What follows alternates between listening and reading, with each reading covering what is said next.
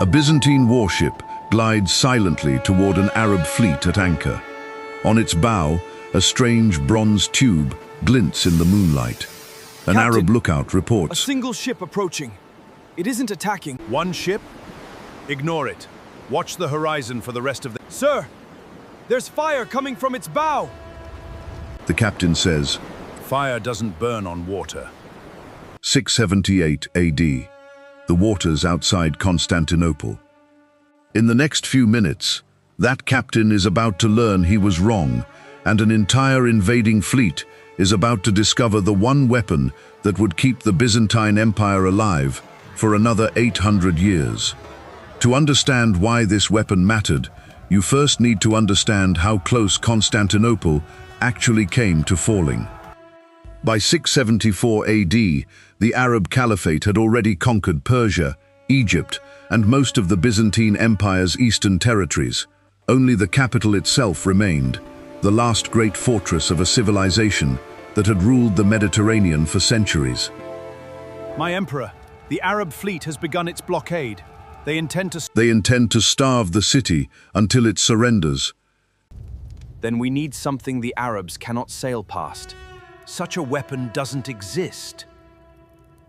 Emperor Constantine IV says, Someone needs to build one. that someone was a Syrian Christian refugee named Kallinikos, who had fled Arab-conquered territory and arrived in Constantinople with nothing but knowledge of chemistry that no one in the Byzantine court had ever seen before. I can build you a fire that burns even on the surface. Constantine IV I've heard says. claims like this before. They never work. Kallinikos says. Give me the resources. I'll show you. The formula he developed, a closely guarded mixture of naphtha, sulfur, and other ingredients still debated by historians today, could be pressurized and launched through bronze tubes called siphons mounted on the front of Byzantine warships. It ignited on contact. And critically, it kept burning even when doused with water. Some accounts suggest water actually made it spread faster.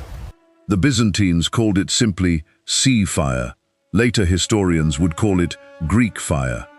And in 678 AD, the Arab fleet besieging Constantinople was about to become its first true test. My emperor, the enemy fleet is at anchor, resupplying.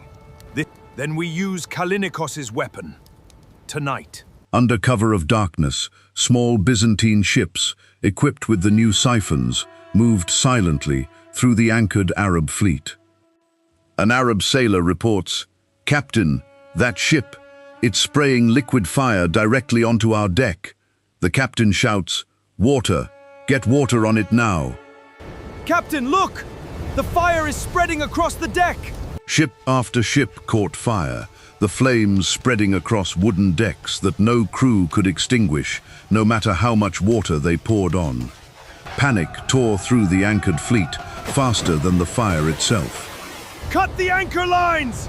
Get clear of the burning ships before it spreads! Sailors leapt into the water rather than face the flames, only to discover something even more terrifying.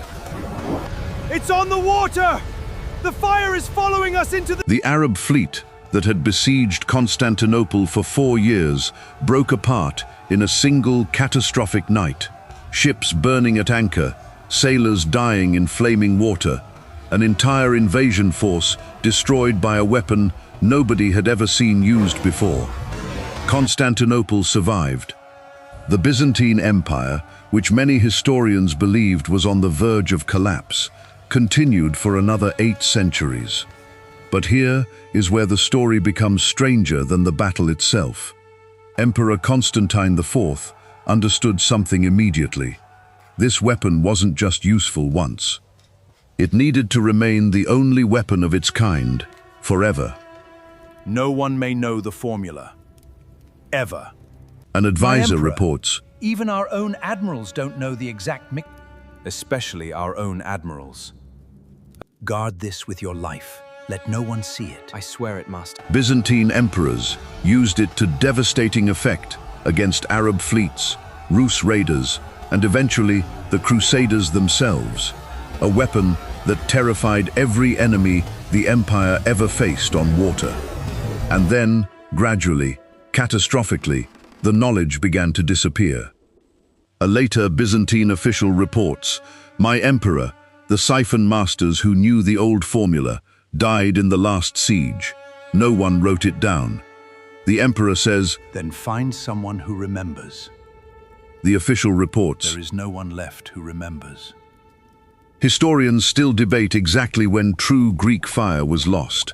Some evidence suggests variations of the weapon were still used as late as the 13th century, but the original formula, the one that terrified enemies for 600 years, appears to have quietly vanished sometime after Constantinople's political and military structures began to weaken. The empire that built the ultimate secret weapon eventually lost the secret itself, victim to the very policy of extreme secrecy that had protected it for so long. Today, despite centuries of chemical analysis, historical research, and attempted recreation, no one knows the exact formula for Greek fire. We know it burned on water. We know it was likely naphtha-based, possibly involving quicklime or a form of primitive petroleum distillation. We know it required specialized bronze pumps and pressurized delivery systems centuries ahead of anything else in the medieval world. But the precise formula, the one detail that made an empire nearly unconquerable for 800 years, is gone. Here is the deeper irony most people miss. Greek fire didn't fail because it stopped working. It failed because the empire that depended on it built its survival around a secret so total that even the empire itself eventually forgot how to keep itself alive. The weapon that saved Constantinople in 678 AD ultimately became a warning about what happens when institutional knowledge is guarded so tightly that even the institution loses access to it. Constantinople finally fell in 1453, not to Greek fire's absence alone, but to gunpowder cannons the Ottomans had built using knowledge they never bothered to hide. If you want to understand the empire that finally succeeded where the Arab fleet failed, the fall of Constantinople itself, that story is already waiting for you. Subscribe, because the weapon that ended the Byzantine Empire makes Greek fire look almost gentle by comparison.